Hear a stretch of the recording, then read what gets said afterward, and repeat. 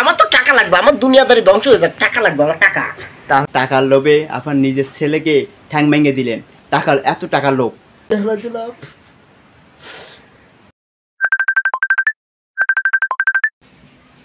Hello sir কি হয়েছে জানেন? কে? স্যার আমি কেছে?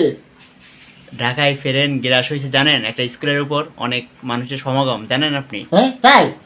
হ্যাঁ কেমন হলো তারপরে কি মানুষ কি বেশি নিয়েছে? বেশি প্রচুর প্রচুর। ও সুবহানাল্লাহ, আমার হলে পানির দোকান রয়েছে। এই শোনো, তুমি ওই আমার দোকানে যাও, যাই কও কি যে একটা পানি, ওই যে 40টা যে পানিটা আছে না, হ্যাঁ হ্যাঁ ওই 40টার পানির জন্য 300 টাকা বেছে, 2টা বোতল 600। যদি মেলা জোরাজোরি করে তাহলে মাত্র এই 100 টাকা কম নিয়ে 500 টাকা 2 বোতল। খবরদার, একটা টাকা যদি কম নেওয়া নাকি আমাকে পানি বেড়াতে কষ্ট না। সারা বছর বাঙালিকে খাওয়ায় 40 টাকা করে, এখন বিপদ হতে সময় মানুষের পাশে যে দাঁড়াতে হবে, ঠিক আছে? এখন এই যেহেতু এই মেলা মাসের সমাগম, পানির চেষ্টা পাবে না, তারপরে যে বাচ্চারা পুড়ে গেছে ওগো তো পানি দিতে লাগবে না মুখে, তুমি কয়ে দিও, ঠিক আছে? খবরদার, এই 500 টাকার একটা টাকা কম নিলে কিন্তু চাকরি টাকরি কিছু থাকবে না, আমি কিন্তু সব করে চাকরিতে বের করে দেবো, ঠিক আছে?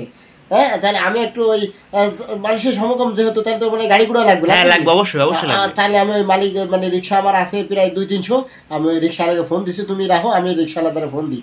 ঠিক আছে।